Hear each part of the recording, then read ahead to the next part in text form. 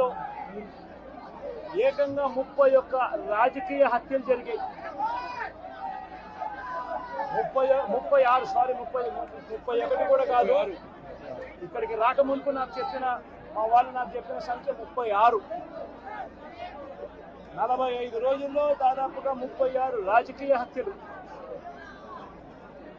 300కు పైగా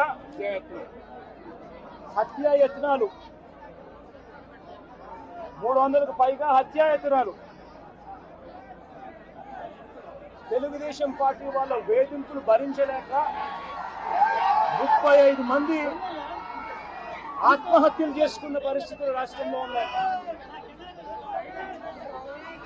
560 చోట్ల